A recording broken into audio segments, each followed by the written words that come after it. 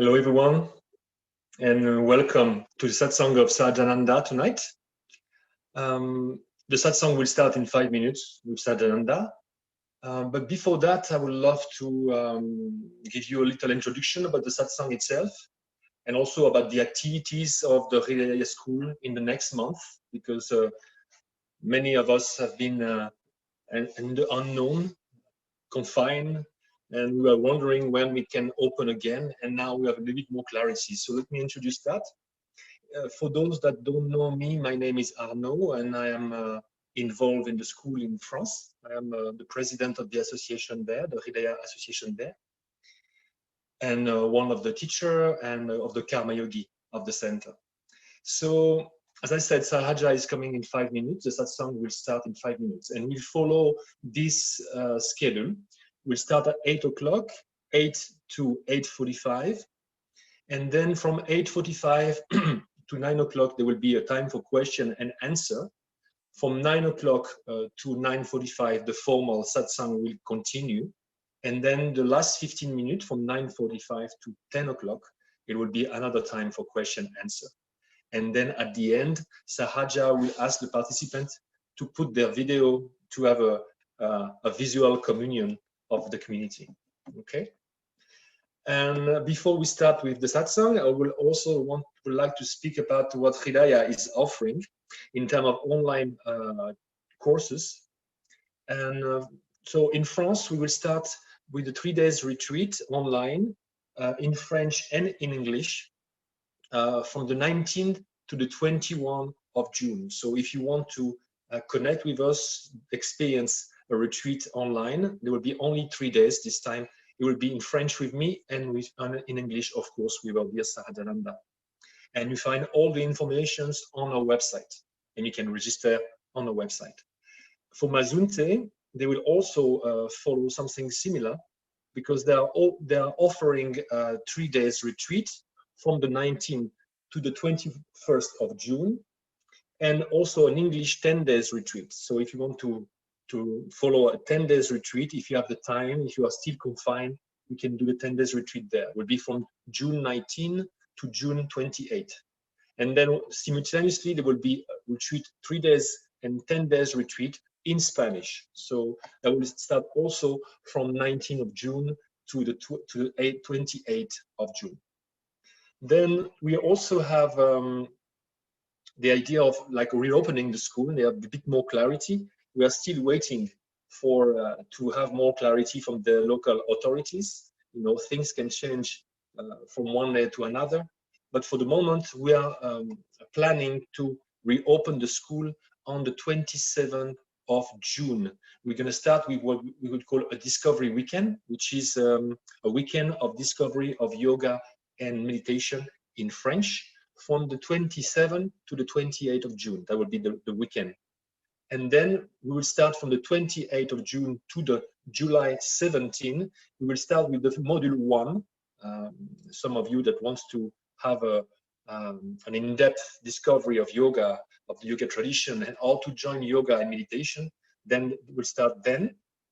And for the first time, we will also offer this whole cycle of module 1 in French. So this could be, if you know anyone that wants to do that in French, that would be the opportunity.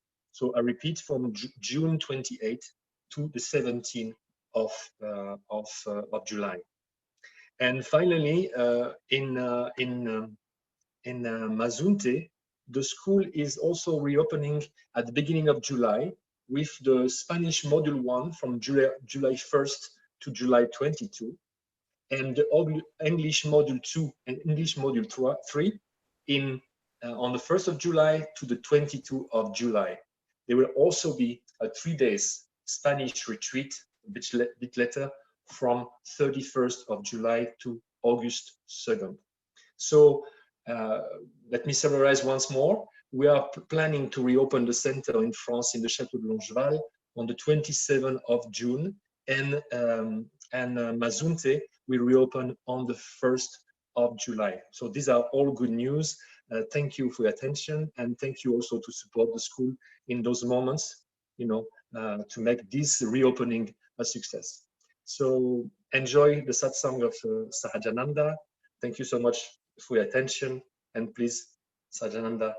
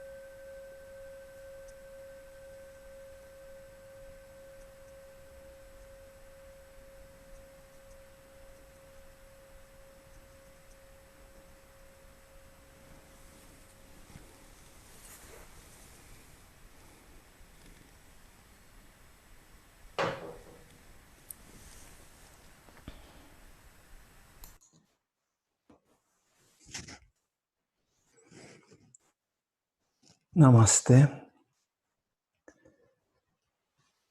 Welcome to the satsang. Let's start with a short moment of centeredness in the heart. Please close your eyes. We bring the awareness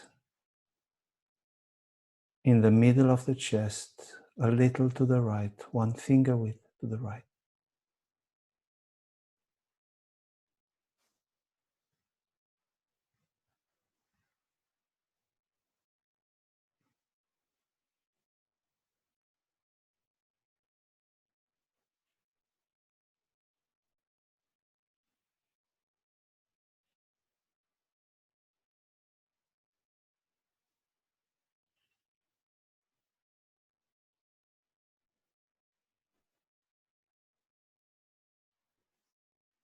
The feeling of intimacy, the joy of reconnecting with the depth of our being.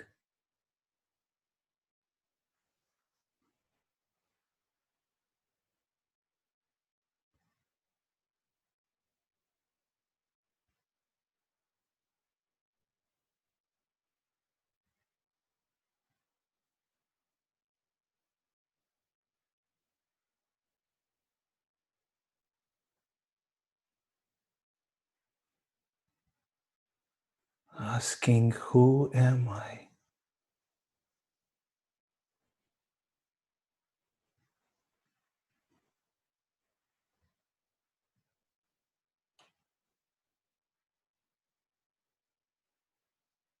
We are going deeper and deeper into this self-awareness.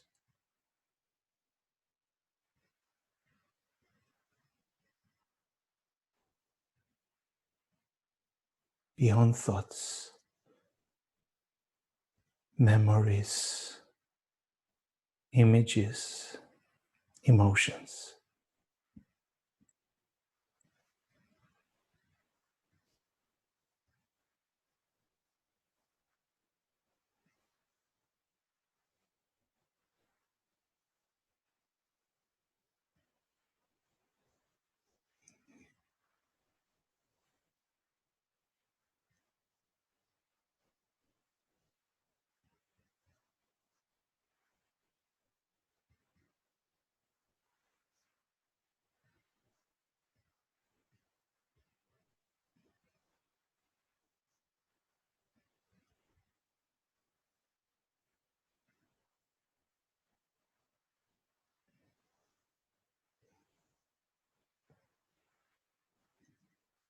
Keeping the awareness of the heart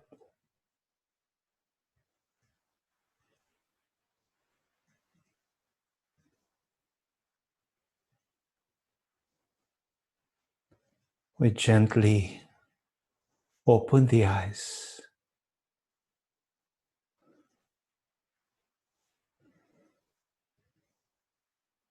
keeping this echo.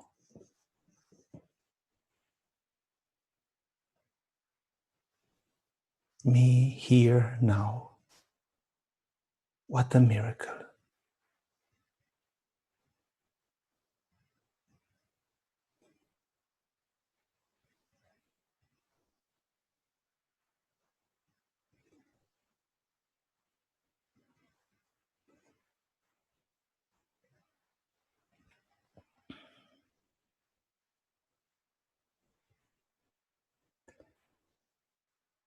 We will continue our journey into self-awareness.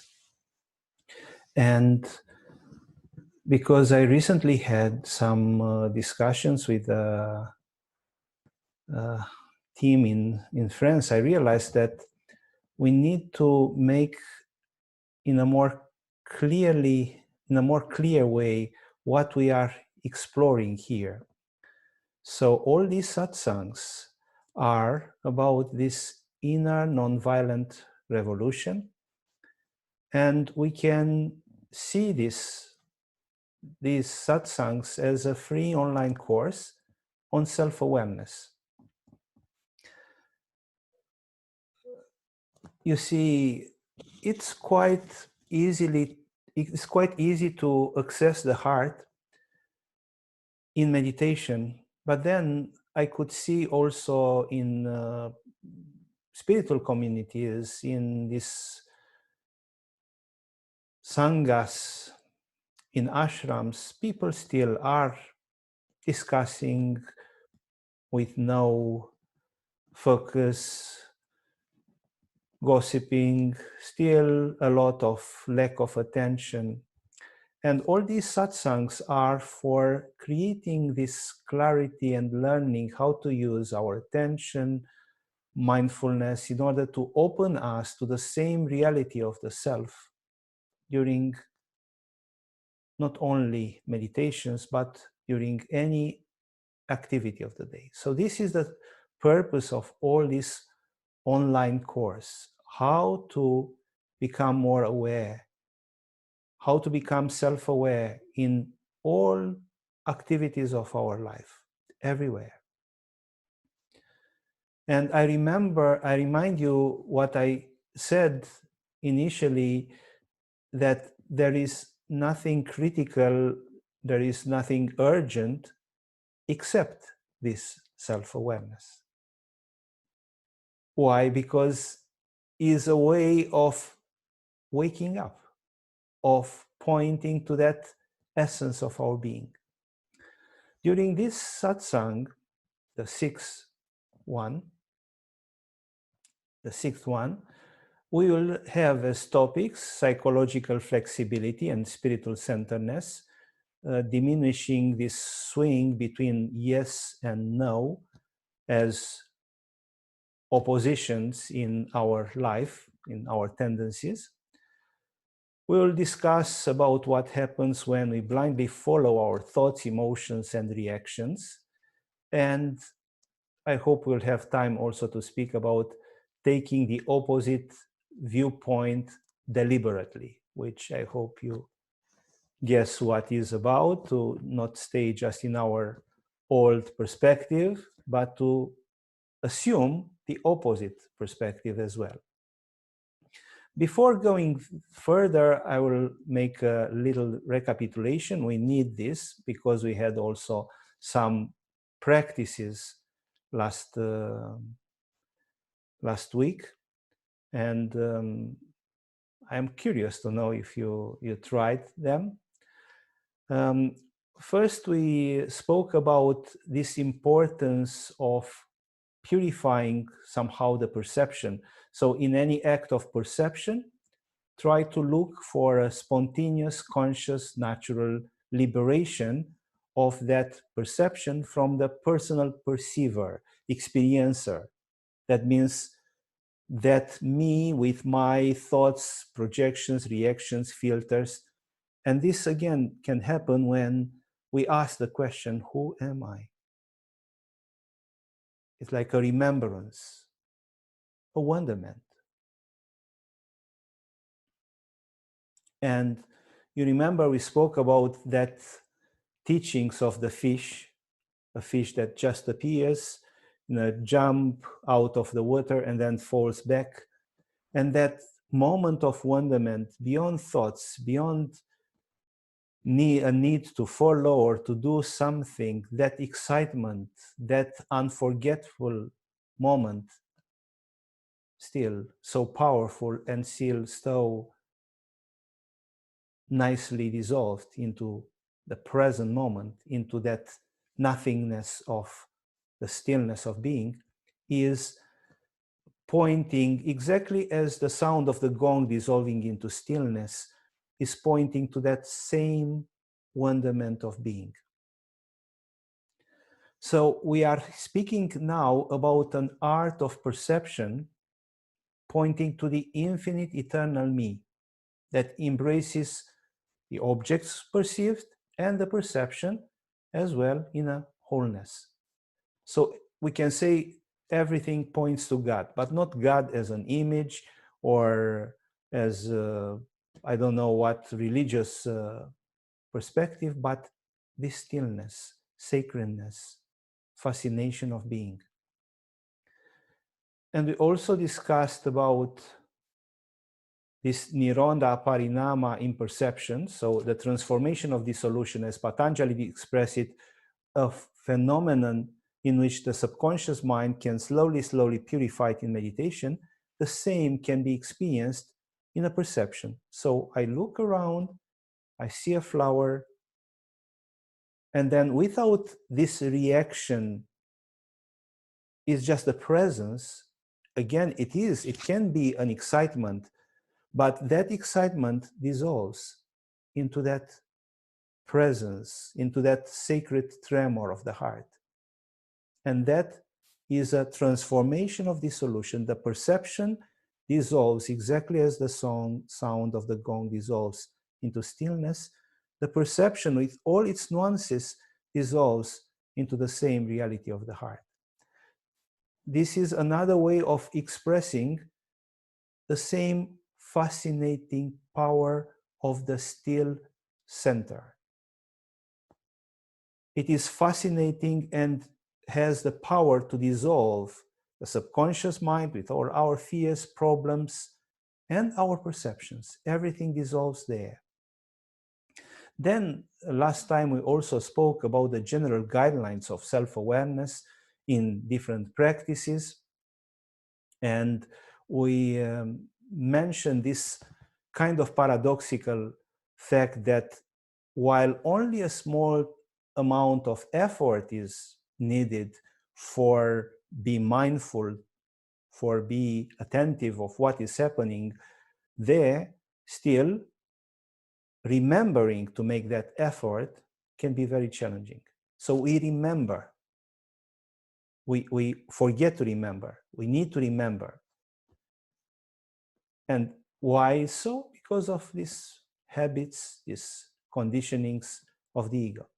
And I mentioned about these 3 levels of practice is the mechanicity, the mechanics, the actual procedure.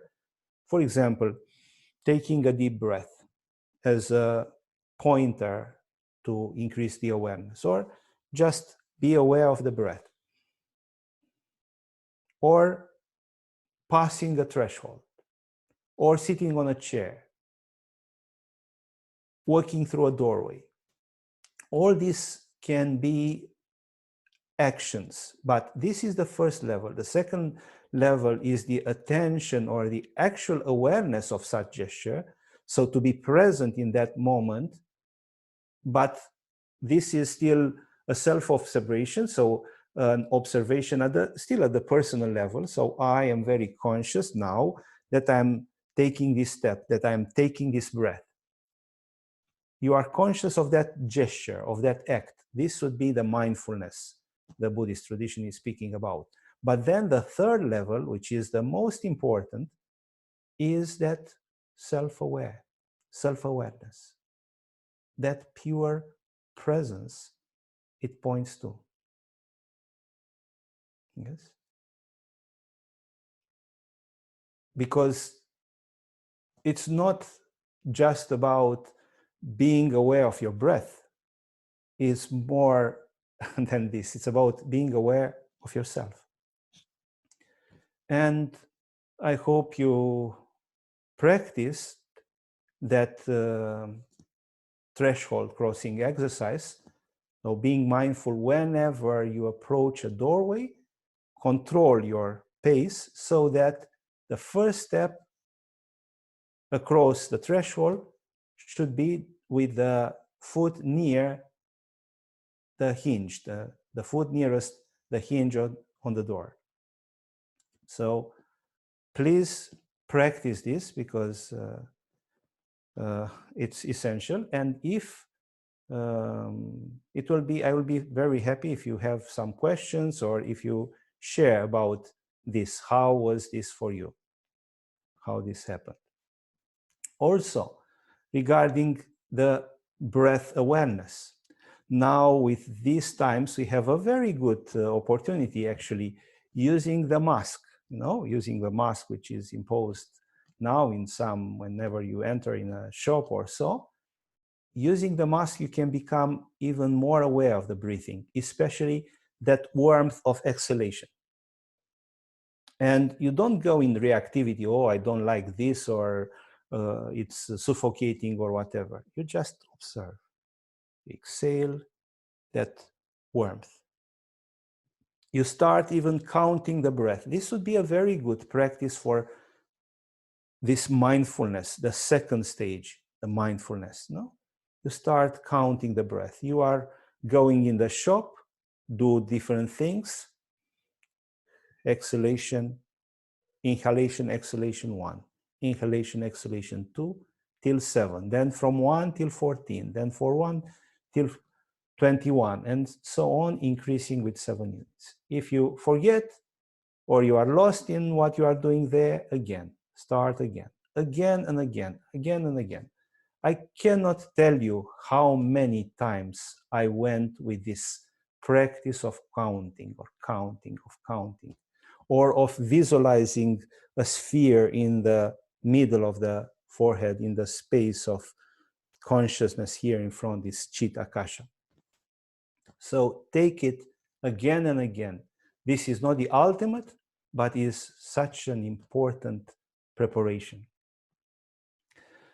Then also, last time we started to speak about the psychological flexibility and spiritual centeredness, how to diminish the swing between yes and no, between these two extremes in which we generally function.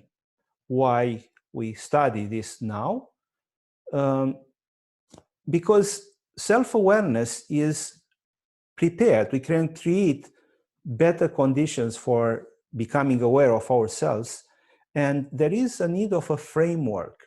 And this framework cannot blossom or cannot manifest, the self-awareness cannot be supported if we are identified with a limited perspective, with lacking openness, with being just in an extreme or another. So this limited idea of either yes or no, so going only in an attachment to a thing or another, which in the yogic tradition is expressed as a cause of suffering, raga, dvesha, like and dislike, attraction and repulsion. So this limitation, and then how can we go to the integrative yes and no, to go beyond this dualism? Because our mechanical part, and speaking about this, we are speaking about all these limiting structures of the mind and psychic, thoughts, emotions, feelings, can only work in these terms of yes or no.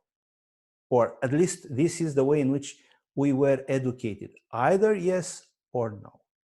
And this brings a brutal division between like and dislike, yes and no, which is a kind of materialism of dualistic emotions.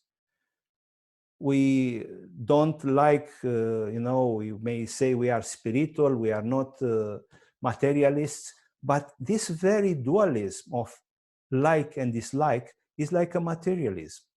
It's like suffocating the whole vastness of consciousness. So it's a matter of lacking subtlety, spontaneity, intimacy, art, inspiration, grace, excitement of this center. Well, mind is always reactive, and it is agitated because it doesn't have a center, a place of repose. It doesn't know of such a place of repose. But coming to this pure I feeling simply means to come back with all our mind, psyche, personal universe to such a repose, to learn about this center again and again. So we will learn how, by coming consciously to a psychological balance, we can reveal and rest in this pure I feeling. Now, we need a little remembrance of the whole point. The language is often failing to describe the reality about this pure I feeling. In reality, we cannot say that we recognize the I feeling, because this I feeling is not an object of experience, it's not something that we can recognize, but is the very subject, is what we are. That's why there is a strong conditioning coming from our education, formation, and the way of speaking. So the language is simply reinforcing this scholastic taming prejudice that everything is about experiences. Everything is about looking for understanding something. For example, even now, it seems that the goal you are looking for is the understanding. You want to understand what I am saying. This seems the main purpose. Yes? But actually, this is not our main purpose now.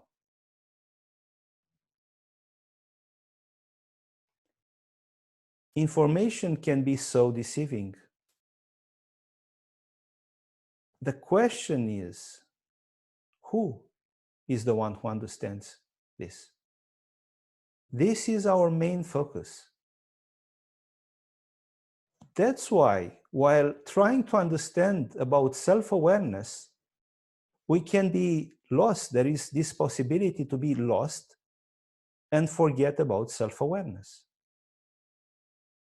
So again, it's not about understanding in a logical way, but about remembrance. This understanding, it's of a different kind. It's a remembrance of ourselves. So, who is the one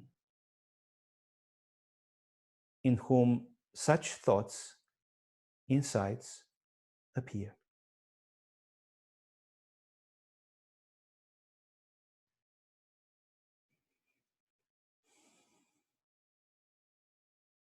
This constant vigilance of the witness of all these.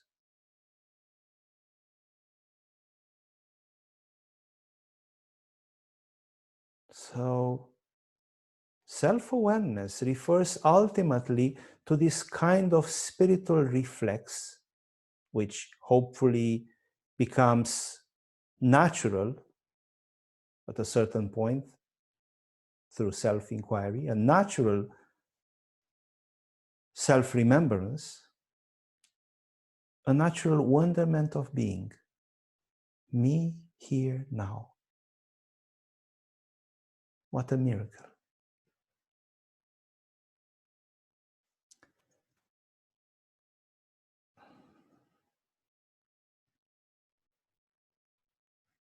Thus, practically, you discover that there is a first layer of yourself, this domain of personal, known part of yourself, who understands, have reactions to these ideas, to this topic, but then also, and this is essential, there is a silent taste of a deeper you.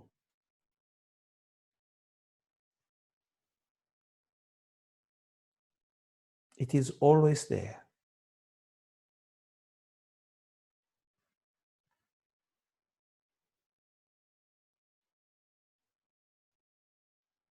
That you is not the one who is peeling potatoes, is not the one who is eating, is not reading, is not laughing and crying and thinking. It is that silent you who is the stillness, awareness behind all these acts, and at the same time, the source of all of them as presence, awareness in which all these are happening. All these are happening in you. It's not something which maybe you heard already. It's not about knowing, but remembering. And this constant art of acknowledging this, to whom all these are happening. There should be a continuity between all these common acts of life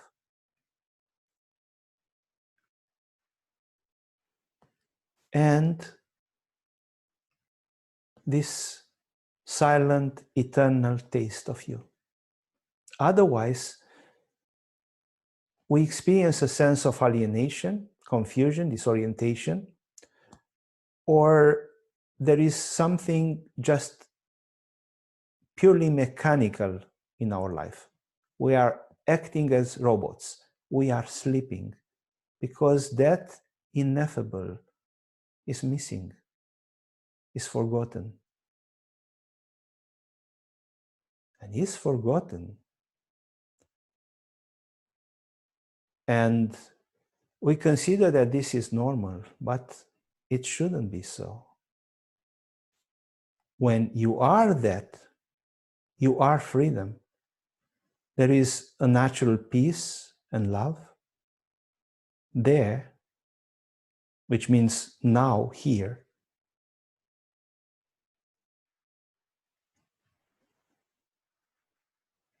There are no frustrations, no anger, no concerns that you don't get it,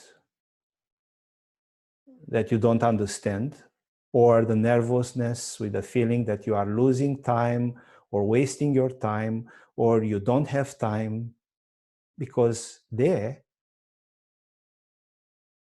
you have all the time.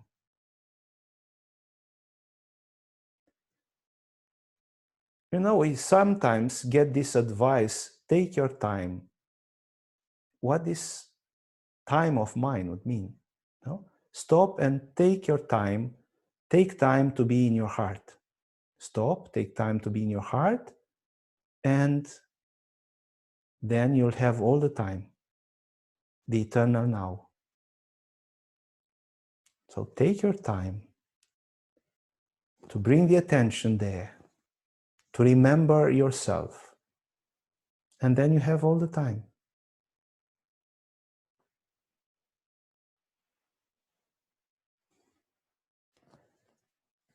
Immerse yourself in that eternity. And don't look for obvious. Don't try to grasp it. Just savor that very subtle nuance of eternity there. Then you realize that you have all the time in the world. And this is practical and experiential, not just a nice metaphor, nor just a philosophical idea. It's practical because it's about learning how to shift from the agitated condition of running out of time to timeless now, to the timeless now, tasting this timeless now.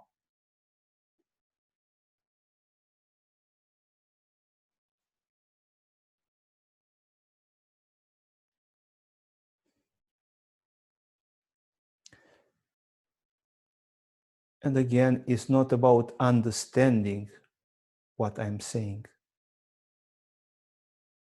Who is the one to whom all these are pointing?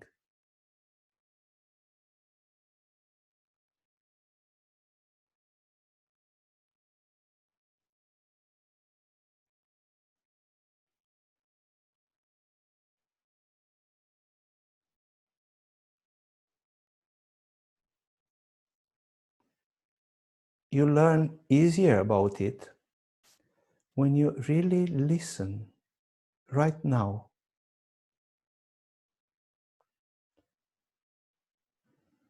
Which means being fully present. When you talk, it can be more challenging, especially in the beginning, because talking gives less inner space, in a way.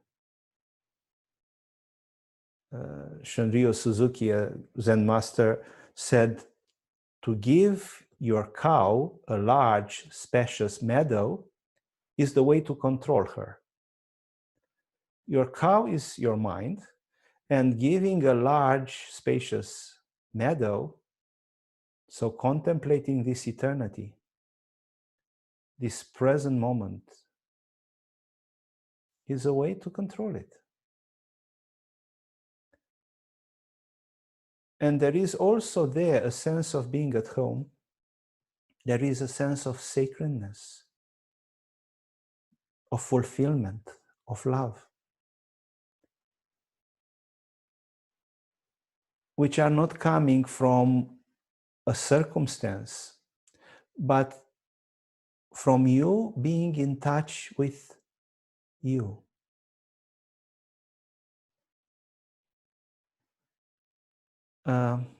Non-phenomenal, nirvanic fulfillment. But as I said, this requires a constant attention or a practice of bringing the attention to that, to this self-awareness, not just in meditation. It requires a trust that this is bringing more peace, happiness, and resolves your problems much efficiently than when we believe only in thoughts and informations. So this trust I'm speaking about, and we can name it faith, is, a trust in the unknown, because indeed we don't really know that. It's that surrender that is happening there. But you trust, you start trusting, and the more you have the taste of it, the more you trust.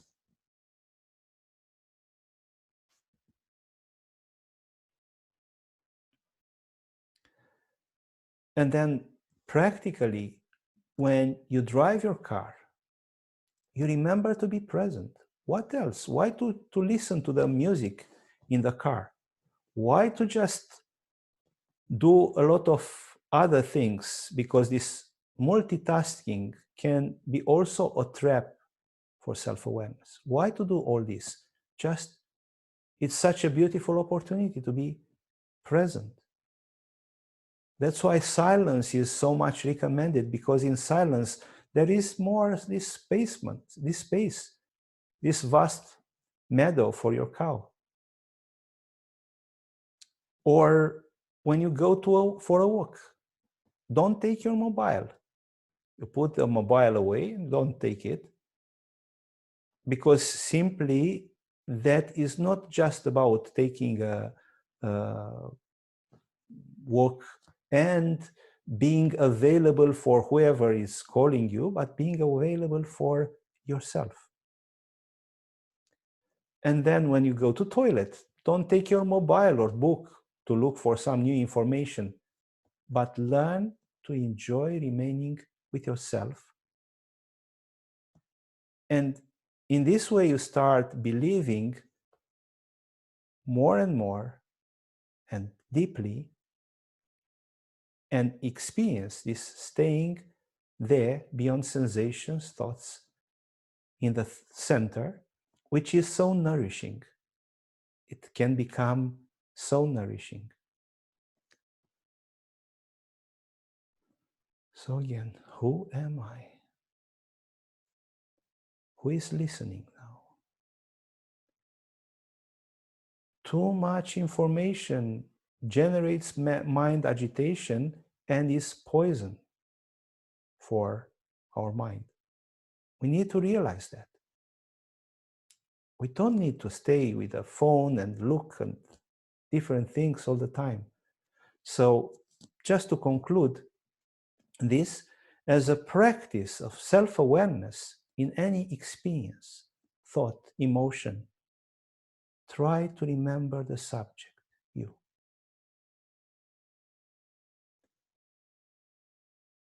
So again, now I'm speaking, you are trying to understand, but at the same time, this understanding is pointing to something else, not to a logical clarity, but to a spiritual clarity, to that stillness.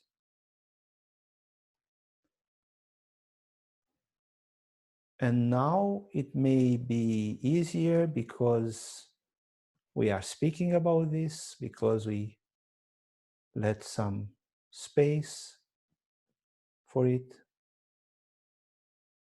But this is not a problem.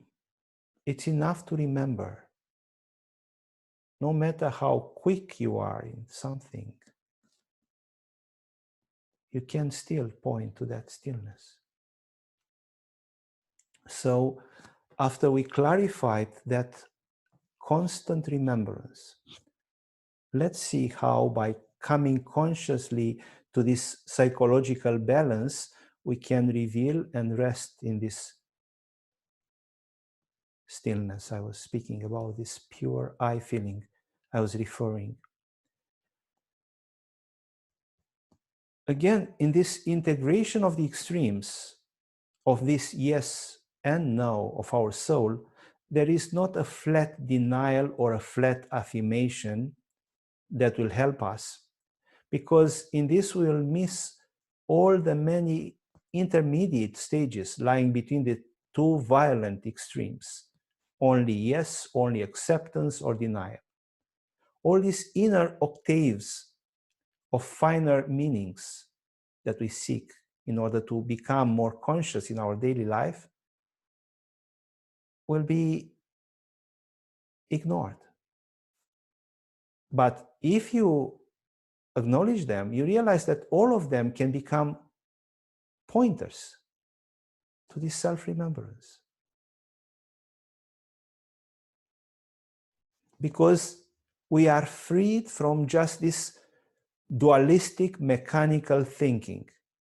In mechanical thinking, we are it's a materialism. We are very sure that we know. We are very sure that we know. But that wonderment, which is exactly that existing in between, or openness to a vast spectrum of possibilities, that is such a beautiful key.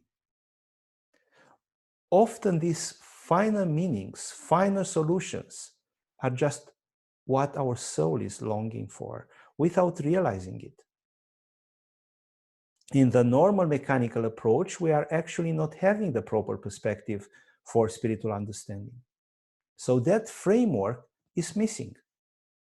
In just these extremes, yes and no, in just these extreme identifications with a point of view or another, this mind full, no, this lack of the beginner's mind, no, when you know it's like this or like that, when this wonderment is missing, we lack this framework. We are not in the proper conditions. This place of integration is a marvelous realm which is similar with poetry, with the realm of parables. As Rumi said, somewhere beyond right and wrong, there is a garden. I will meet you there. When the soul lies down in that grass, the world is too full to talk about.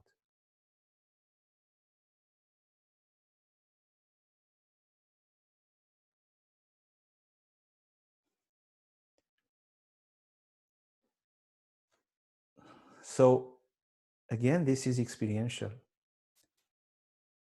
We look for that marvelous field, marvelous garden, beyond right and wrong.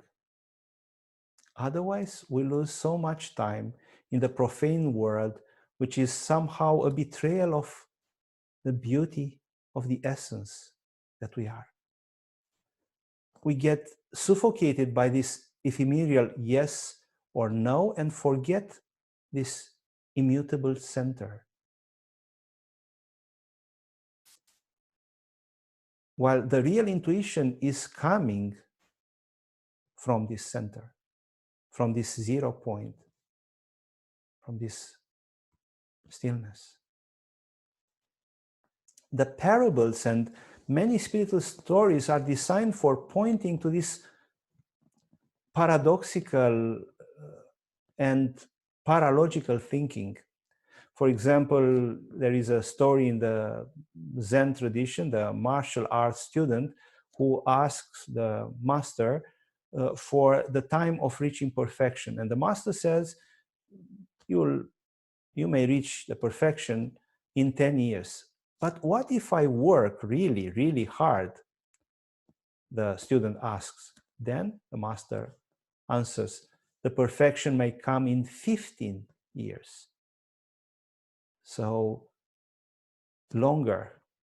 Looking for shortcuts by pushing is sabotaging ourselves, because it's just amplifying an extreme, taking us from the pursuing of the center, which is the path. The path is a path of coming back to that center. to coming back to that neutrality and understanding what this neutrality is in all aspects of life. This middle path Buddha was speaking about, this hatha, the harmony between sun and moon in the yogic tradition.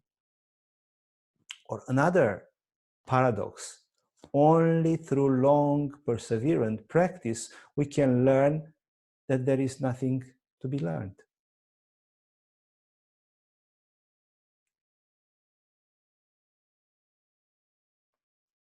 It's paradoxical for the mind, but it's so true.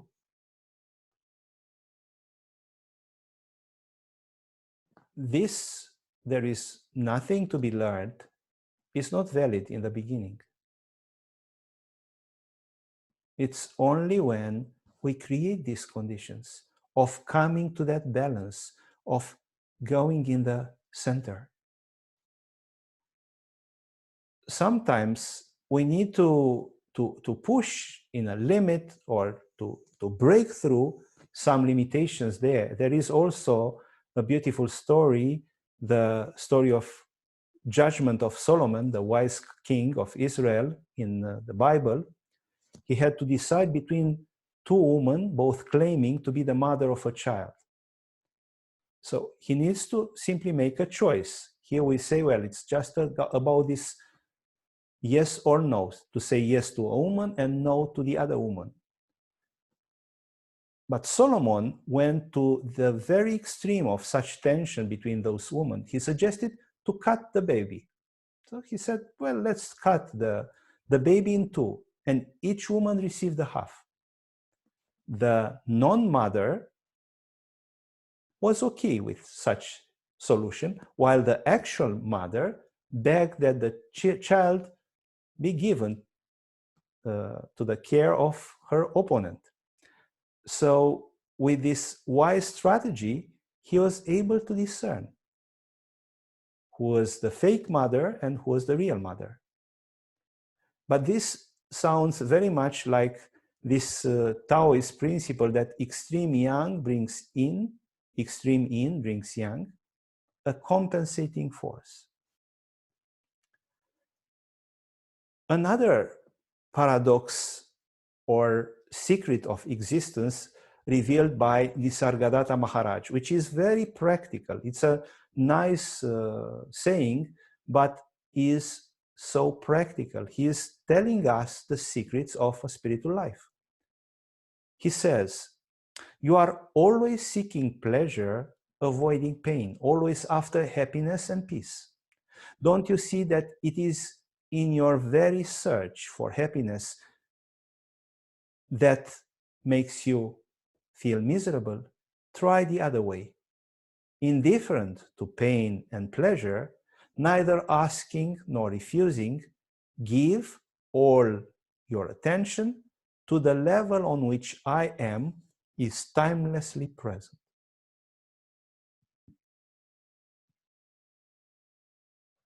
Soon, you'll realize that peace and happiness are in your very nature, and it is only seeking them through some particular channels that disturb. Avoid this disturbance. That is all. So, detach from pain and pleasure, never asking nor refusing, give the attention to a different level, to the center. This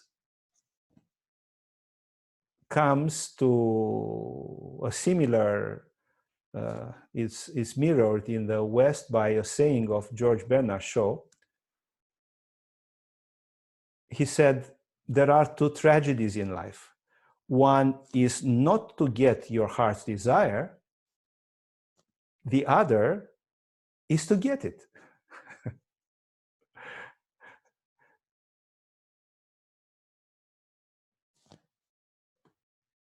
We are looking to control, and the control we seek for preventing fear and suffering by bringing only pleasure in our life is based on this idea that we are being in which all these emotions are separate, and there are separate and opposite entities, like, dislike, there. But ultimately, again, they are existing in the same dual level as poles of the same relative game of either yes or no. The same Maya, illusion. Suffering and fear can only exist if we believe in pleasure and try to grasp it. They are antagonists, but they support each other. And this is the rule of Maya. Matri, Maya coming from Ma, to measure. Yes? Comparing this dualistic approach.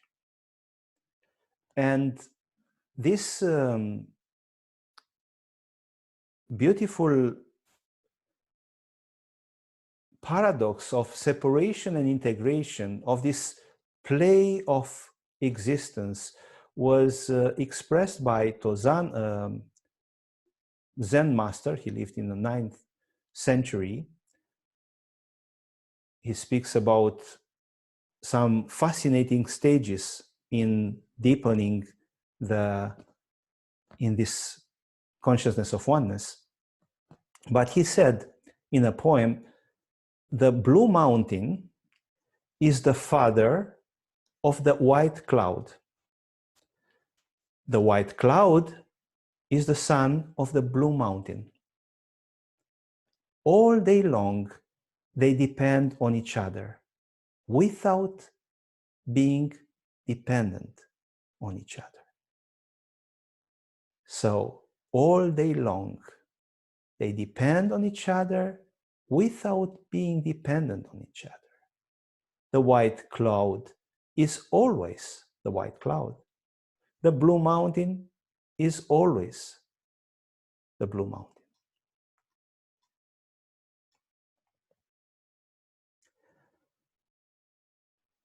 Let's have a break for questions. So if there are any questions, please raise your hand, and let's have a session of question and answers now. So you can raise your electronic hand there, and then you will be allowed to speak by the team in French who is assisting me.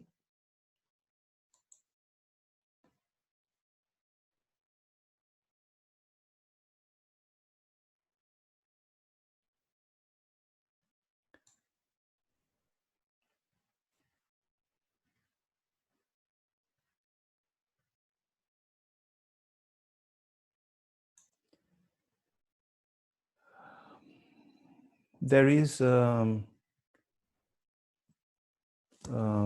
question. When you are called selfish and get a message that this long and loaded, that is long and loaded with hard feelings, so message that is long and loaded with hard feelings, blame, pain, and judgments, how is the best way to respond? Perhaps I have the answer from our meetings in the past, though I would like to address the concerns directly. It is foolish to request a meeting when the judgment came from this request. Well,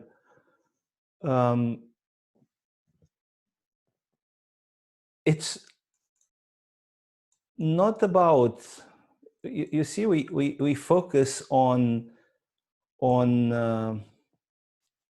that perception, which the perception of somebody else, which indeed may be relative.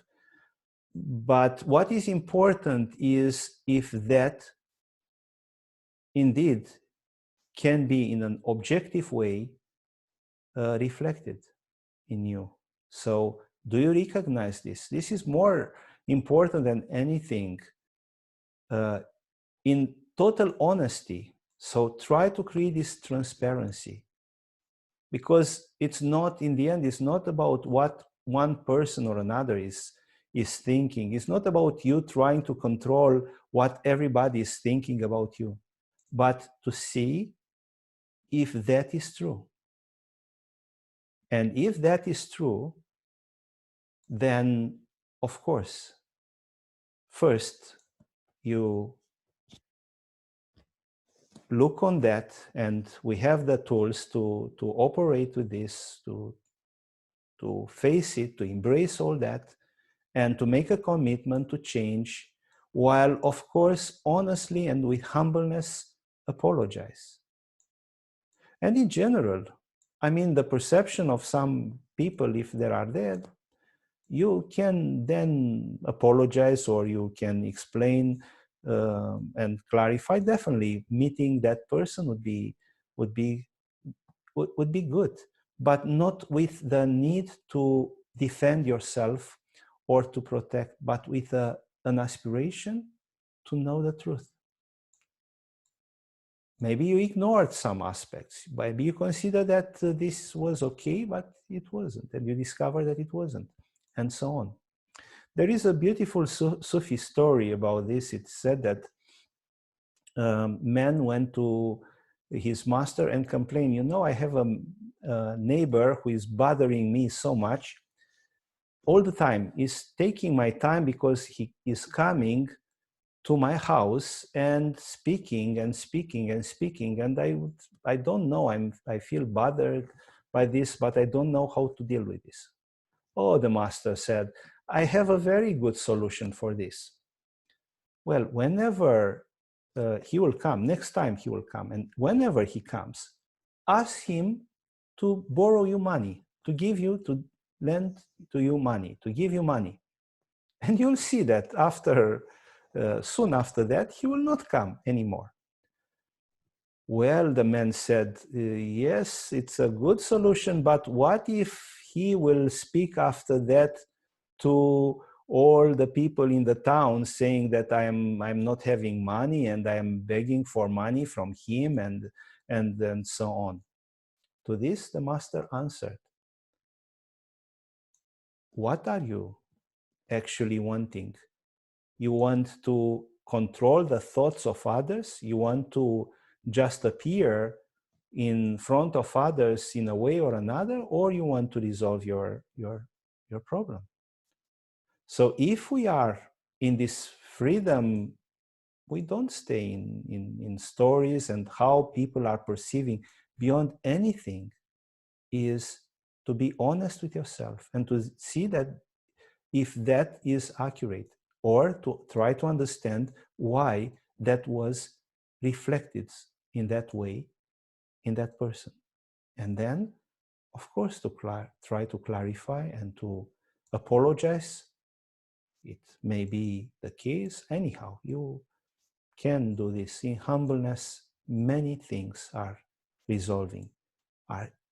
I'm saying in humbleness, why? Because this humbleness is exactly this sense of centeredness. This is humbleness. Coming to that no extreme, no attachment to an idea about myself, how special I am, or poor me, or so on. Coming in humbleness, the I am. Yes. So there is another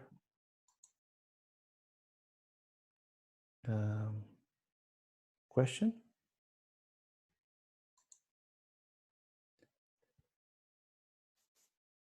Samira?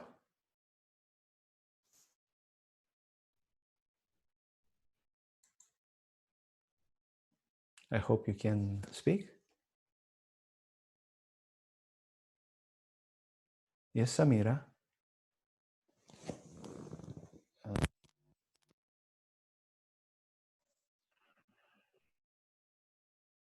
I don't hear you. What about now? Yes, yes. Very good. Thank you so much. Thank you. I just feel kind of burning because, sorry. um,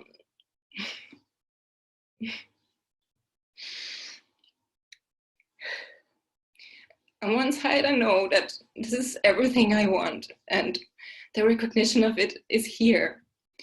And I appreciate it also more and more, and I'm experiencing it in the beauty of it. But it seems like sometimes when when there's a lot of disillusion in it, and just it is more natural and becomes beautiful, like powerful, expressed in life,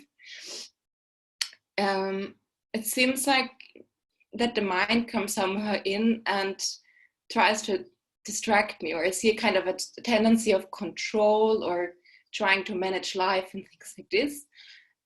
And this part, I feel it's not in my hands. I don't feel I can really, it's just, it feels like it's a process. I don't feel it's in my hand to really let go of this ego in that way. Sometimes by grace it's happening, and then it's just natural. And then sometimes it's like, yeah, it feels like there's some interest and it pulls me out. So I just feel even now when I was listening to you, and I'm having this since yesterday, there's less interest in sitting with myself. So I just felt to bring this to you now and to express that. And yeah. Yes, Samira. So I wouldn't be bothered by this. I mean, it's natural. It's the part of the process. Of course, this is happening. It's a matter of perseverance. It's a matter of coming again and again, again and again. This is nothing new. This is something that happens to so many people. And yes, there is a need for this longing and this aspiration. And this aspiration is not an extreme, or it's a good extreme, because it's an aspiration to the center. It's not an extreme going just to, I don't know, desiring, sometimes I am so obsessed by food, or I'm so obsessed by whatever, you know. And you learn to come to the center, and it's good to nourish this longing, and then slowly this will come. It's a process. You need to understand this as well. So I wouldn't. I mean, it's like this. It's like this. It's like this. It feels like it's good to hear this also, because maybe inside something is also a little bit perfectionist and impatient, and this part gets disturbed by this process, or by the mind coming, or taking it even too serious, and then it's already trapped somehow. Yes. It's a very nice story of Suzuki Roshi. It is said that a student filled with emotion and crying implored him, came to him and asked, why is there so much suffering? So asking, why is there so much suffering? And Suzuki Roshi simply replied, no reason.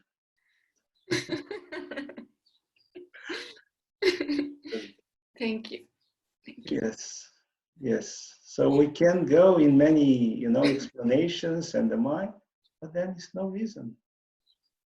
It's just this embrace. Yes. Thank you. Thank you. And Remus?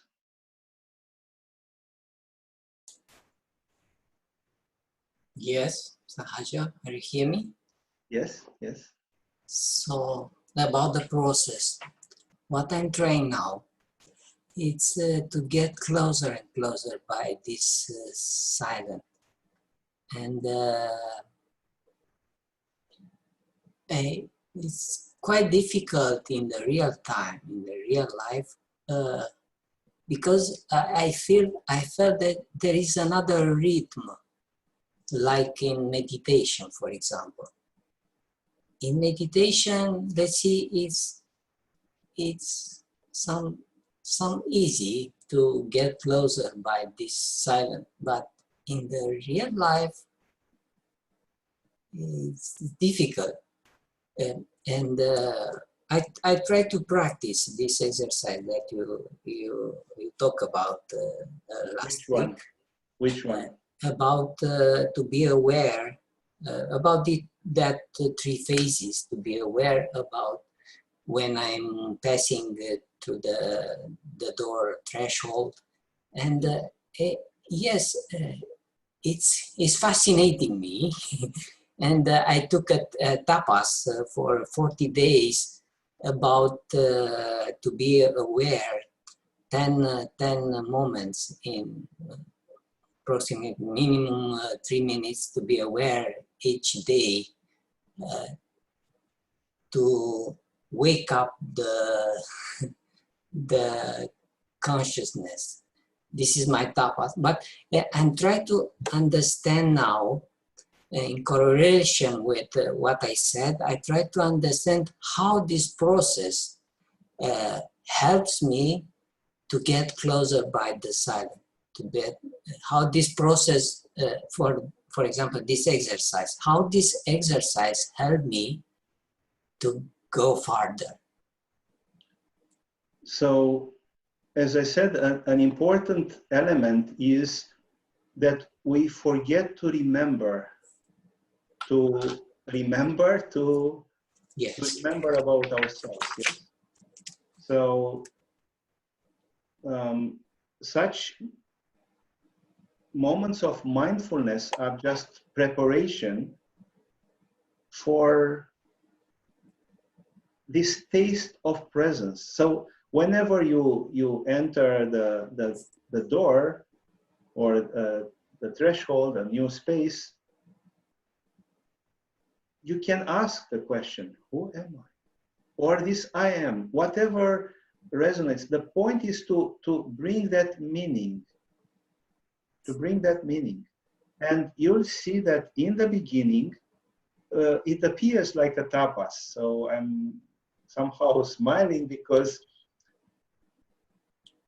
here is not about a 3-minute tapas or 40 days tapas. It's like a life commitment to the truth. So it's not that, I make a tapas to think about God for 40 days and then what? Or to be awake for 30 days or 40 days and then I'm going to forget. But it's rather a constant preoccupation. And for example, when I'm speaking to you now, you are just listening and staying in that, who is the listener? Who is the one? Me here now. And again and again. And this remembrance, it's exactly as in meditation, that most subtle nuance. It's not, what I'm speaking about. It's not that you have a big state of samadhi now, but still a nuance of it. And I'm going to speak about this now later. A nuance of it, a very subtle taste of it can be perceived even now. When we say present moment, be aware of the present moment. Yes, indeed. It might not be the deepest state which we have in meditation, but still that echoes. And this should be done when you pass through a threshold. Okay. Or when you take a breath. Okay. So I take the breath and somehow I dissolve. In that moment, I forget about myself, about my ego, my story. I forget about myself. I surrender. Okay. So it's a matter, as I said, it's an art of learning this. It requires perseverance and mindfulness in this. Yes. Okay. Thank you. Yes, thank you. Thank you. Thank you. I'll practice more. Yes. So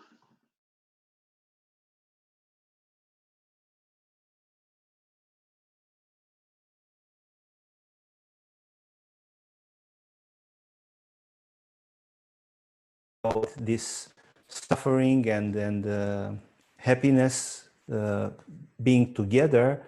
Suffering can only exist if we believe in pleasure. But at the level of the center of the heart, all this duality vanishes like a dream. No karma, no action, no reaction, just a flow without somebody, an ego, to react. Only the witness. Only the presence. That's why Nisargadatta Maharaj said, detach from like and dislike. Look for that level in which the I am, this center, is always present. Not just for 3 minutes in your day, not for 40 days, but try to make this your lifestyle, your way of being. Yes? So, how to bring all these personal emotions, like, dislike, to the center? Well, I will just mention a little bit of what Buddha said about this, what he named the Law of Dependent Origination. He speaks about 12 links to the chain of existence. We will not elaborate this because it's not the purpose of this, but it's interesting to understand what is the nature of this like and dislike. He speaks about 12 causes and of suffering, or of this wheel of constant samsara, existence in limitation. And the first one is ignorance. And then, conditioned by contact, you have the contact with of the senses with the external world, arise feelings like the quality of pleasantness or unpleasantness. So you like something or you dislike. Then, because of feeling, so we refer just to this, it's you like and dislike. Because of this arises craving, which is like a thirst for that thing, a yearning for that thing. And because of craving, we go into clinging or grasping. We just attach to that. It's a rigidity of the mind routines there in that grasping, yes, which can be something pleasant and you attach to that, or it can be something unpleasant and you reject, but is somehow also an attachment to a habit there.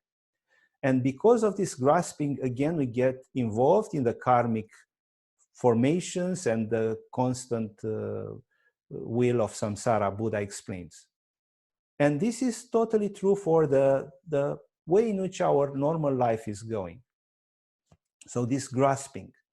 And this grasping in itself is the swing between all this pleasant and unpleasant. Nevertheless, the like and dislike in themselves are not a cause of limitation. For example, in Tantra, the feeling is not denied. It's just liberated from the rest of this chain of dependent origination. So we can stay in liking and disliking without clinging, without craving after that, yes? So the problem is not the liking. I mean, the liking, yes, it's a part of that, but we may come to this idea, well, how can I live my life without having like and dislike in things? Well, Tantra is saying like and dislike are still okay. But that grasping that is generated is there, the problem. Because liking and disliking as relative terms of this phenomenal world are part of samsara, while, for example, love is of a different level, of this freedom of being, of this center. In the stillness of our being, love is anytime available. So when we go to that, who am I? You will see. In that present moment, in that centeredness, you will see that love is there. So we don't go into this because there is this confusion. Some people say, well, extremes are everywhere. So love versus hate. So then how should I deal with this? Yes, we can say that at the logical mind, we can speak about a conceptual difference between love and hate, but love is of the center. Love is beyond phenomenal. I will try to explain even more. We can appreciate life in a different kind of like, which doesn't necessarily generate craving and grasping. In a couple relationship, we try to create this detachment. And also, people may use these terms, like and love, in phrases with similar meanings. We may say, I like or I love this piece of art, or this music, or I like or I love chocolate, or I don't like beans, and so on. Still, in reality, is a big difference, because like is conjunctural. Like in this chain of being has an opposite and usually depends on the personal constellation. But love is when the presence, the center, is accessed, and there is completely unifying. It's not opposed to something like hate and so.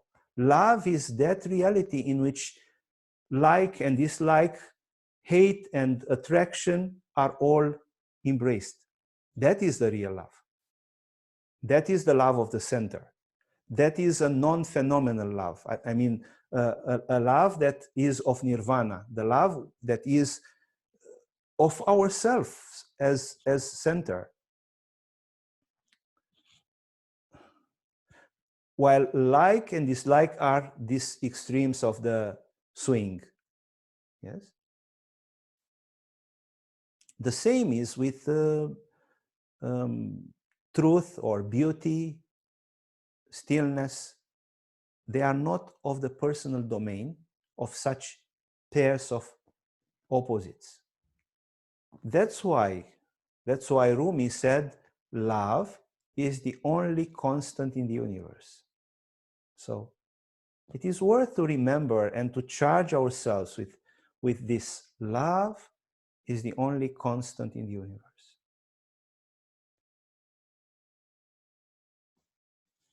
I'm coming into that center. I realize that love is the only constant in the universe. Sadness, for example, unless faked, cannot come anytime. So you sometimes may be sad, sometimes not. It depends on circumstances and so on.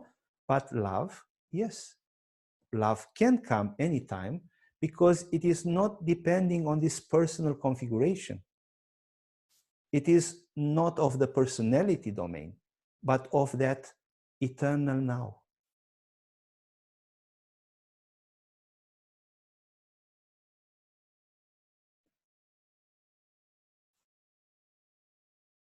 And in that eternal now, love, beauty flow with no opposite.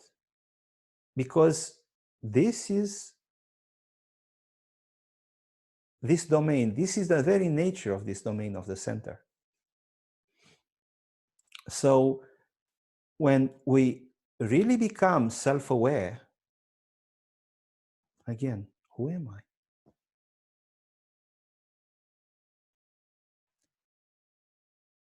We cannot say love is not available now, or I'm not in mood for love. this relativity and ephemerality can be true for personal feelings, but not for pure love or any impersonal attributes like truth and stillness and bliss. Pure love is not just a feeling.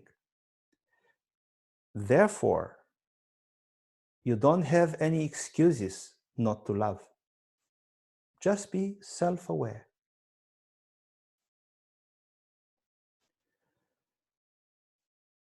Just come to that center. Now, at the extremes of this swing, of this oscillation of the swing, we have the negativity or the over-enthusiasm, which can obscure our decisions so strongly. Just think about the solutions you make to problems when you are very pessimistic. There is nothing very smart or profound about this, yes? Or again, when we are violently excited by something, but in a kind of naive way. In both cases, we try to solve things through one of or the other of the opposites, by being in a mood, in an extreme mood, by lacking this centeredness of being. No? Going through the no or through the yes in accordance with how the swing shifts from one side to another. And you realize that such solutions are lacking value and actually are not solutions at all. And they bring a lot of suffering, this, we may say, violent decisions. No, we are suffering actually, and we are saying, why is so much suffering in my life and so on, is because we come to this kind of violent solutions, which are not necessarily violent in the sense that they are happening in an aggressive way, but they are happening in an extreme of this either no or yes. That's why the moods, emotions somehow tortures us with their ups and downs, because when we identify with them, we get in total identity with that, and we lack the center. We lack this presence.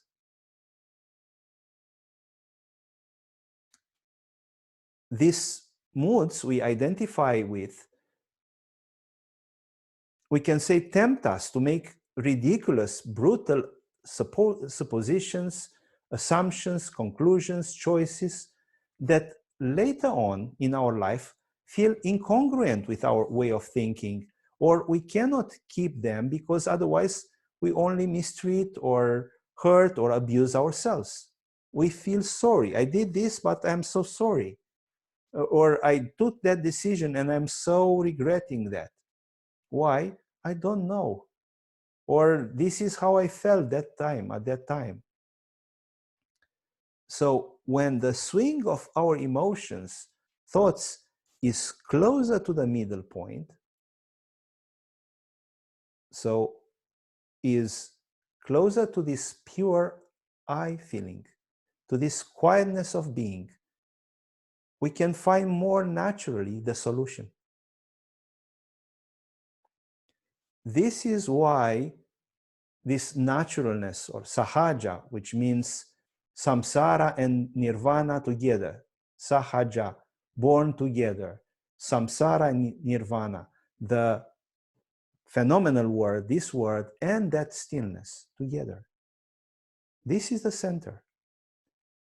Otherwise, we are only in samsara because the decision is far from the witness, from that taste of infinity that we are, from that self-remembrance. But now the dualistic mind tends to separate it, is either samsara or nirvana, ignoring that they can be present in different combinations, proportions. since everything is the same oneness, even now. We cannot say that the sky is either totally blue or totally cloudy. Yes? So there are many degrees. The same is true for our soul. The same is true for our awareness. That's why we can have this dualistic logic saying a human being is either awakened or asleep. But still, in this so-called sleep, we can be more or less lucid. We can be closer to awakening. And there are also those magic moments of transition we were speaking about, so important moments when you come to waking up and then you try to keep yourself with no thoughts, again, with no extremes in that centeredness. So there is a, we can say, and this is good to clarify as well, there is a phenomenal relative center. It's a center between two polar energies, the neutrality of these polar energies between yin and yang. And even in Taoism, this center is named Wuji, which means Wu, without, and Ji, extreme. Wuji is without extreme, is exactly the center. It's not an extreme of yin or yang, you know, the extremes of the swing. And Wuji means the infinite, the limitless. So in that which is without extreme, in that very point, you know, in that the diagram of yin and yang, Wuji is the center, the very center of that circle. And Wuji is also the frame in which all this duality is the source of all this duality in Taoism. So once again, there is this relative center, a balance between yin and yang, which is still happening in samsara. It's still me trying to come to a balance, inhalation, exhalation, the pause, no? But this will lead further to the absolute center, to nirvana. So once again, dualistic, in the dualistic world, in the world of phenomena, still we can look for a balance. And this balance is a relative equilibrium, yes, between yin and yang, between plus and minus. It's not in itself, that balance is not in itself the transcendental reality. It's a relative balance. But that relative balance is preparing us to that absolute balance, or to that absolute center, which is the spirit. So, in conclusion, we can say we cannot rely on thoughts, on positive thinking, but rather on mental void, on peace, to be the proper conditions from freeing ourselves from just samsara. And I'm saying just samsara because anyhow, it's not about denying the phenomenal world, but just samsara means forgetting, who am I?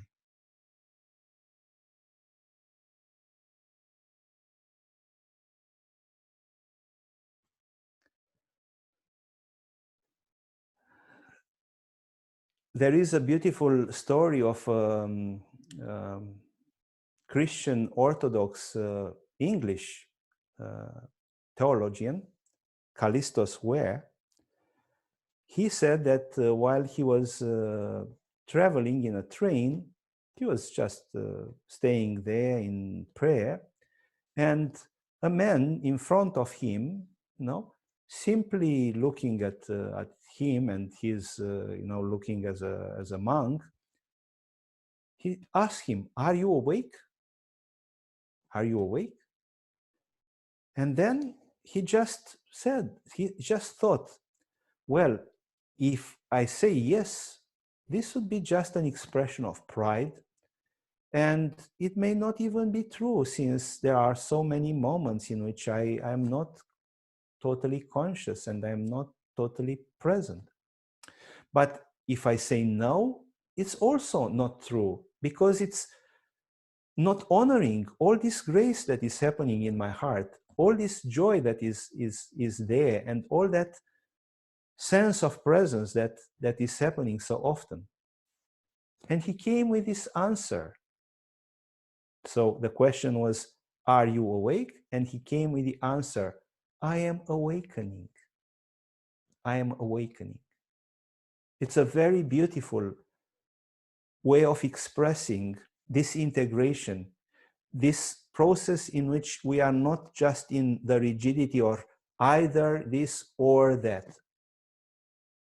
I am awakening is in the spirit of a book, God is a Verb. God is a Verb is a book of Jewish rabbi, David Cooper, a very beautiful book, a very inspiring and beautiful book.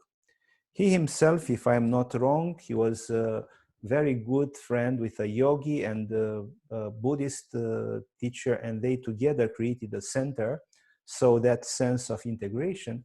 And in this book, God is a Verb, expresses this dynamic, this dynamic balance, not a static, inert reality, transcendental reality. And he even says that in the Bible, we used to translate the Old Testament speaking about God. All the time there is the name God. But he said in Hebrew, there are different names. There are countless names related to different nuances, different aspects, to this dynamic of the soul in contact with and in longing for that divine reality. Keeping the dualistic logic, we would wait only for obvious ecstatic experiences, considering that they are the only possible sign of being spiritual, or only having deep contemplative states.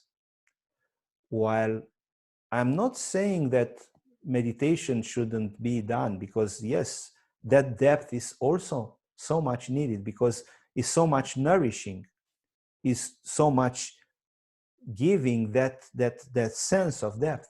But while this is true, still in our daily life, we can express all these nuances and a taste of oneness, a vague remembrance of the center. And this is happening. It's just a matter of recognizing them. And this can save us in difficult moments, bringing an unexpected serenity or faith or wisdom, coming in a very discreet way. As Rumi said, only the gentle breeze knows the secret of union. Listen.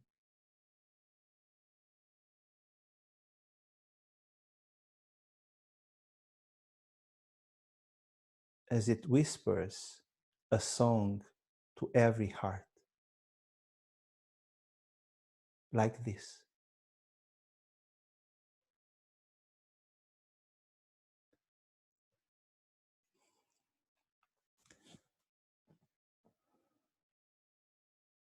Our life flows. There is diversity, polarity, extremes. But the freedom in it comes from the center and can be felt there.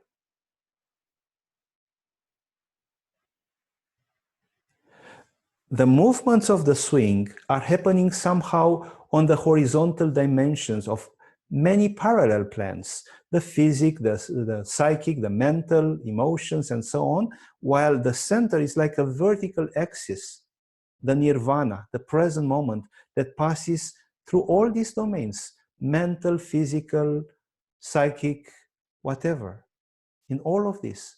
And because of this axis, they are also communicating in between them. It's not a separation, as we experience so well in Hatha Yoga. And because of this middle path in all, they are not really just parallel plans, but it's a sense of interacting. It's a sense of a network, as Tantra suggests. Yes, the very word Tantra, which means network. And then it is this saying, tomorrow never comes, tomorrow never comes, tomorrow never comes. And still we live so much in past and future, in the imagination, swinging, again, a swing from past to future, forgetting about this now, not as grasping what is happening now, but as that depth. So when the swing has swung in its full extent in one direction and then in the other, we are somehow lost. We forgot the center of life. We forget our center. We cannot be self-aware because self-awareness is this centeredness. But how this conscious restriction of the back and forth movement of the swing can be done? It can be very easily understood in the language of yes and no. So not either yes or no, but yes and no. The presence of yes and no reveals itself as a center beyond the extremes of either yes or no. And it's exactly this recollection we were speaking some satsangs before, the recollection, exactly as Saint Teresa of Avila was speaking about, all the energies are gathered in the soul. That gathering is not just about some nice energies, or everything is brought, both yes and no, both extremes. Yes. So what happens when we are just following, we follow blindly just our thoughts, emotions, and reactions. We have this extreme of being entirely unconscious of our reactions, which is what defines this condition of being totally asleep to the real life, which is characterized by an absolute lack of power, of self-observation. So you don't even observe yourself, what is happening with my thoughts, emotions. We are just taken by them. No matter how active a person may be in such a condition, is actually totally passive because is unconscious for the inner world of thoughts and emotions. He's just taken by them, but is not aware of them, which means saying unconsciously yes to all moods and thoughts. Saying blindly no to a situation that creates dislike and disgust means, in a way, actually saying also yes to our routine of reacting. So being always in such situations of dislike. Or, so basically it's like a blind acceptance of everything that comes from our mind, from our moods. This is what I also experience sometimes in meditation when people are saying, well, I perceive this, I have that, and I cannot focus because I have that thought or that image appears. And I said, who cares about all this? You are a conscious human being. Come to the heart. Ignore a thought or another, or a perception or an activation of a chakra, because now it's about this centeredness. You as a conscious human being, you come to that. You don't go blindly just to an emotion or another. And then it's like a revelation. We realize, well, oh, I used to identify totally with my emotions. Or we can also equally say a strong unconscious no to the inner drives when the thing inside brings a lot of suffering. So we suppress. We tend to suppress. And that suppression is a no, but also a blind no there. A small example. Somebody just told me, please don't speak about any more of my dear dog that died, because this make me feels like crying. So this is such a common statement, yes? We don't want to hear about somebody who was really dear to us, who died, or a sad thing, because it's that sadness. We avoid an emotion, that sadness. But in reality, again, we said we come with this label of sadness, but it is much more than that concept, that label, sadness, and what this label expresses. Therefore, we say a strong no to such memories and emotions, and we tend to suppress them. While mixed in the same sadness, it is actually so much love and gratitude and friendship for that dog, for example. It is painful, but at the same time, it is so true, so awakening. So I wouldn't run from such an emotion or suppress it, because it is so precious in this fire of awareness. It is me. Freed from like, dislike, painful or not, that remembrance dissolves, like the fish dissolves. It was that dog, now it's not. But what remains is just that recollection, that presence, a tremor there. I'm not fighting with anything. It's just an embrace and an acceptance. I come again to that center. And thus I release any tendency to suppress things. And I'm really alive because such an intense emotion. Because this love, because this sacred tremor of the heart. I just need to release it from the grasping, from the personal identification with that emotion, with that like and dislike and regret and sorry and so on. As Rumi said, to be a Sufi is to feel joy in the heart when sorrow appears.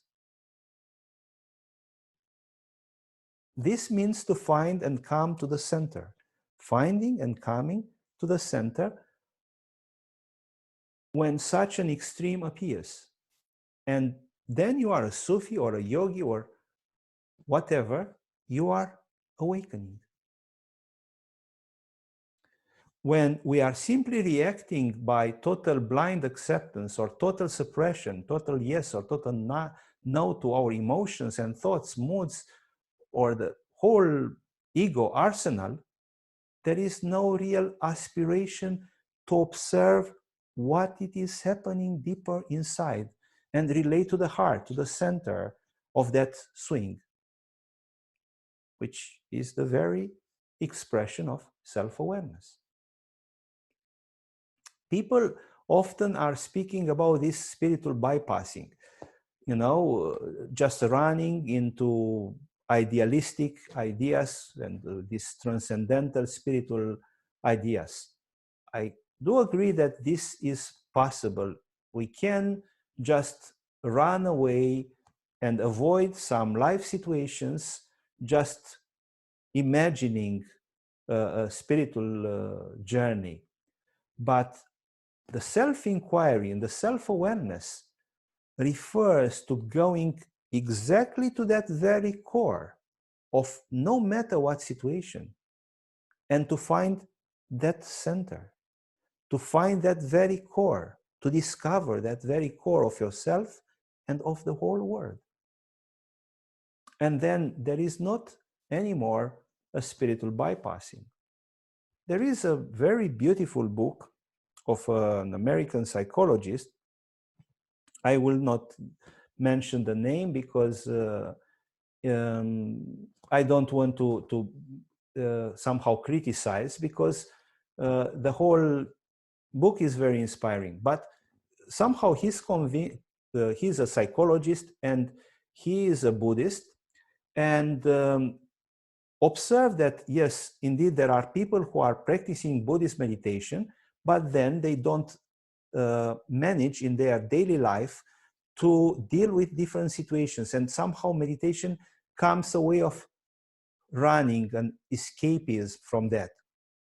And actually, this happened with his life, with his wife, and he had the story with his wife and a divorce, and he couldn't actually manage, and he realized that, oh, meditation would be just running away. And he came with this idea of a spiritual bypassing, which many people are doing. Yes, it is true, but again, this doesn't mean that Buddha didn't have a solution for dealing with problems in marriage. Buddha offered the solution of everything, to go to get rid of suffering, except from my relationship with my wife. It's not so. So it's simply showing that that person didn't get it, didn't realize the real efficiency of this spiritual journey, what means to come to that emptiness, or to come to that Buddha mind, or that pure consciousness, because that would definitely bring that balance and that harmony and integration even in that daily life. So it happens that people may criticize and they say, no, this here, we are doing meditation, but this actually doesn't apply to my life situation. It's just because they didn't yet realize that you can go even deeper. It's just because meditation didn't shake all the inner structures, the subconscious structures, to bring that light in which also the personal problem can be embraced. So going just identified with thoughts and stories is like acting precisely like a robot, with very rigid routines and run constantly again and again. I'm either in yes, either in no, identify with that, not understanding. And with some people, those around them are sometimes making jokes without the person realizing this, because he is totally serious in that running of the program, or they may even sarcastically play and trigger them with some topics, so that all that follows is just a predictable storm of emotions.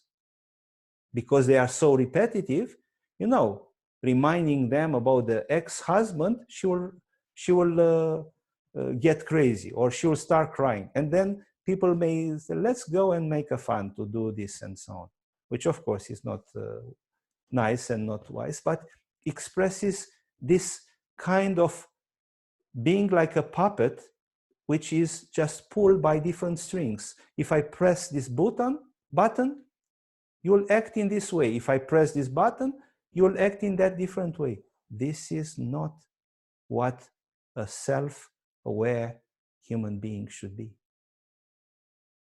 And while, yes, some things may trigger in us a lot of sadness or pain or emotion, who am I? coming into that centeredness. No?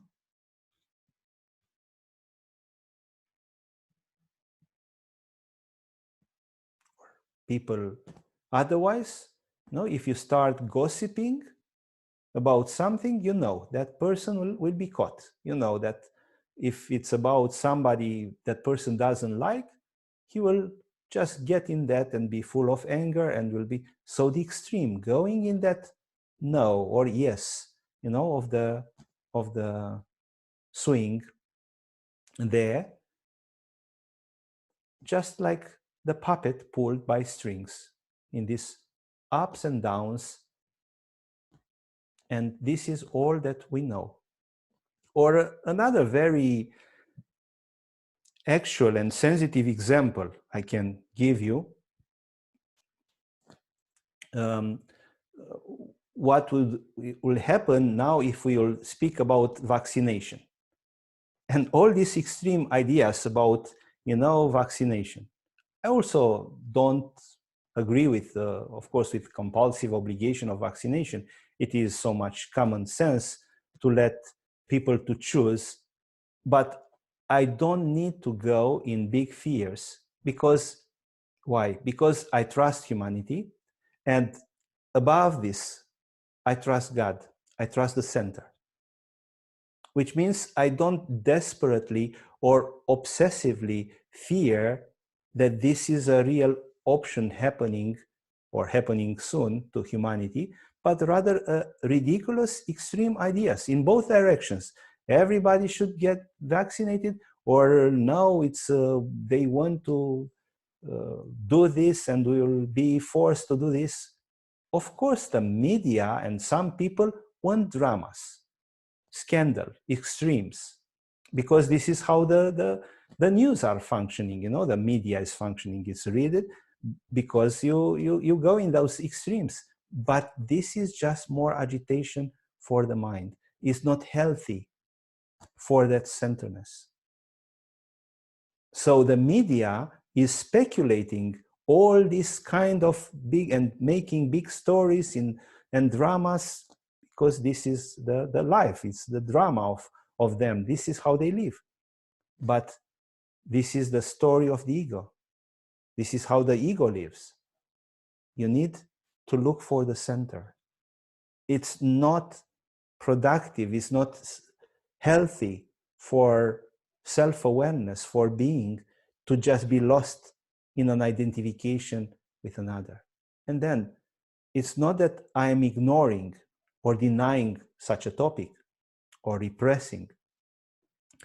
We can also have a very clear opinion about it. And this can make me act very precisely and lucidly when this is really needed. And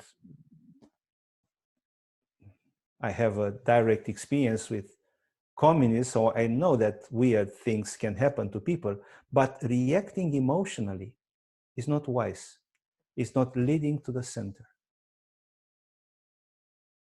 And again, this doesn't mean that acting fiery or having strong thoughts and actions is something wrong, or they can be there, but they are not anymore based on random emotions we are identified with. We are clinging and craving and clinging on them, or moods or programs, computer programs.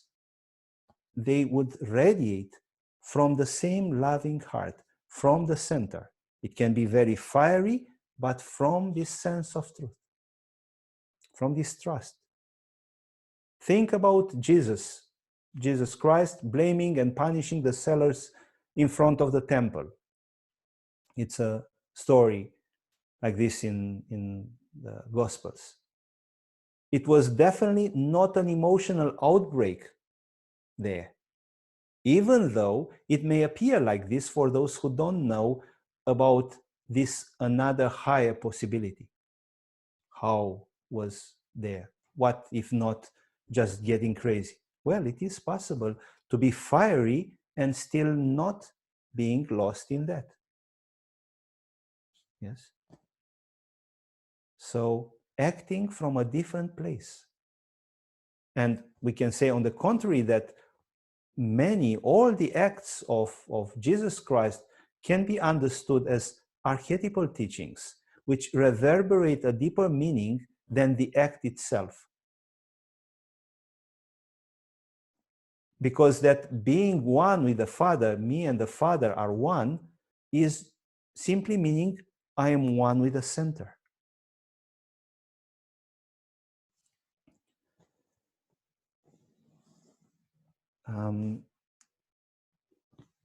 If there are any other questions,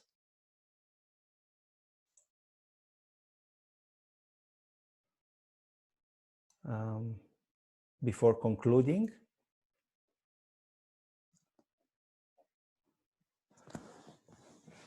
It's a question from Diana. How about when someone does something that affects our lives and the lives of other people we care about, and it's in our power to do something to stop that person from continuing to do harm? We don't have to concentrate on liking or disliking, but I suppose we still have to do something to stop bad things from happening. I just answered giving that example of Jesus. So definitely you can act, but from that centeredness. It's not about acting or not acting, but it's about acting from center or from an extreme. Otherwise, we are accumulating karma from non-reacting when we have the power to do so in a positive way, of course. Yes, I agree. But the karma in itself means action and reaction. It's a karma as long as there is a personal involvement, as long as we are in those extremes. But there is no karma when it's acting from that core of your being, which is the very spirit of karma yoga, yoga of acting in that equanimity, in that centeredness, in that detachment from the extremes of like and dislike and so on. Because like and dislike means that when we are going in that chain, means attachments and grasping and clinging, usually. Otherwise, indeed, you can live in like and dislike, but freed from that. It's just a neutral like and dislike. And same thing can happen when we have the chance to do something good and we do not react. When we avoid positive opportunities we encounter in life. I totally agree. It's correct what you say. So staying in the center doesn't mean to be passive or inefficient. It's actually a high degree of efficiency when we are acting from that center, and then we can act or not, but it's not because our mind is pushing us to act or not, or just our personality, but from that heart, from that present moment.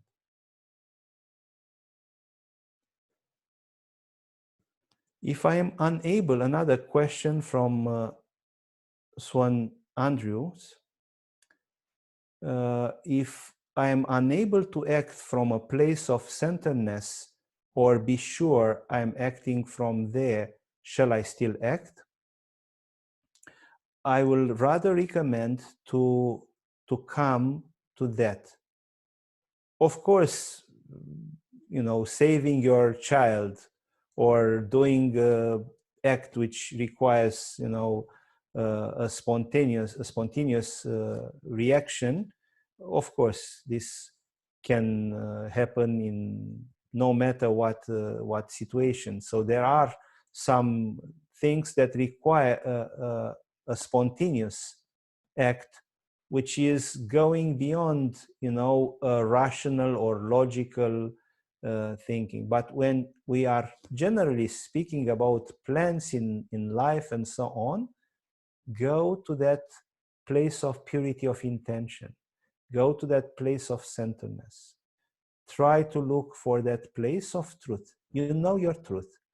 Maybe it's not the absolute truth, but you know how your truth is. And come like you would come to the temple, the temple of your heart, in front of your heart, in that sincerity of your being.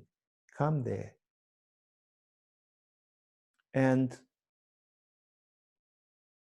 this means trying to drop all this like and dislike, trying to honor that simplicity of being. No? Because I may prefer something and then I'm acting because I prefer to do that thing, or I want to create some advantages to myself or to others. This is not fair. This is not spiritually okay, because it creates karma. So again, saying I am unable to act from a place of centeredness is quite a dualistic approach. Try to come closer. Try to, you cannot know the place, but you know your purity of intention. You know a sense, you can have and express a sense of honesty and humbleness. Come to that, come to that. It may not be perfect, still is better, still is better. And you learn, in all this you learn. Yes?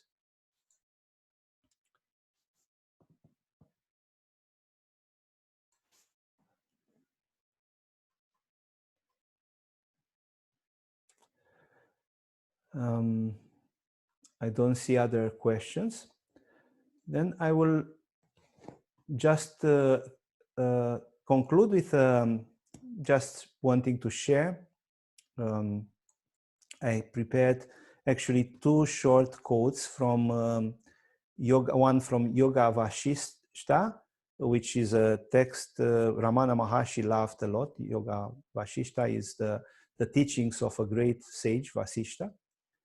And also from Viveka Chudamani of Shankaracharya. I will still just end next time more. But today, from Yoga Vasishta in chapter 8, Vasishta, this sage, speaks about the character of the liberated living being, or Jivatma. Jivatma is a realized soul. And here we can see exactly this expression of a centeredness. He is always at peace and undisturbed under all circumstances, freed from the restrictions of caste, creed, custom, and scriptures. He comes out of the net of the world as a lion from a cage. He rests unagitated in the supreme bliss. He is ever happy, never hanging in joy on anything else. He remains firm and calm like a mountain. He has nothing to do with supernormal powers, enjoyments, influence, or honor. He does not care for life or death. And now is the most beautiful passage, I wanted to share. In the company of devotees, he is like a devotee. He plays a child in the company of children. He is a youth among young. He acts as an old man in the company of aged ones. He is full of courage in the company of courageous people and shares the misery of the miserable ones. So this expresses this flexibility, this capacity of not going in extremes, and this humbleness of being and identifying with different conditions out of that compassion and out of this freedom. You don't have a strong yes or a strong no with which you identify. You are playing like a child with children. You are like an old man with old people, and so on.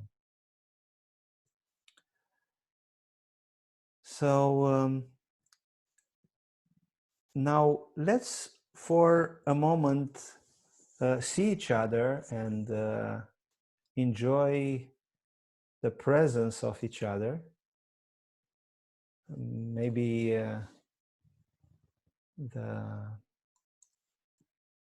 team in France is helping us.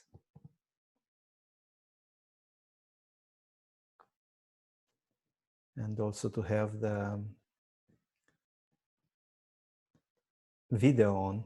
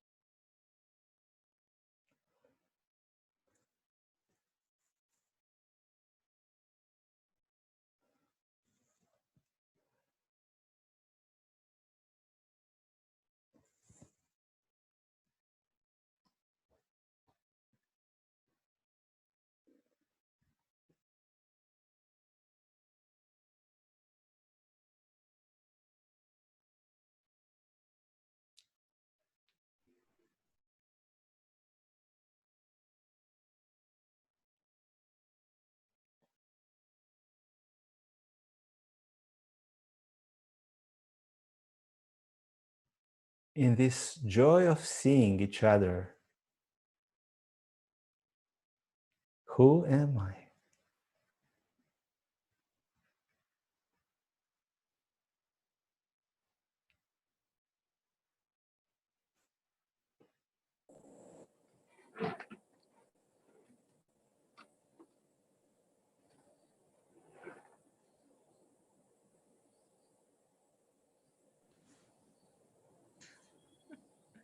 But I don't know if we can see the other people.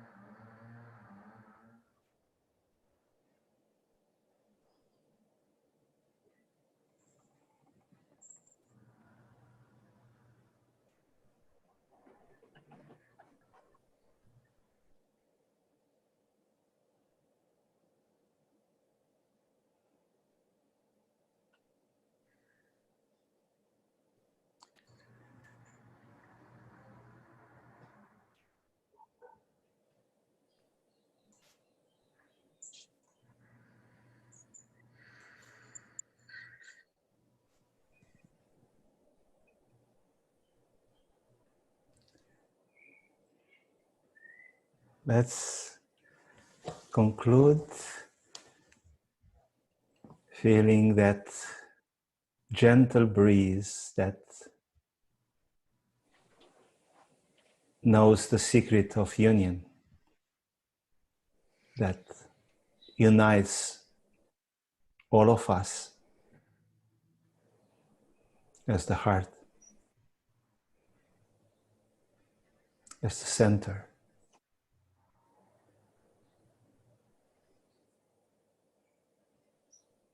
We bring the awareness in the heart, the feeling of gratitude, of being.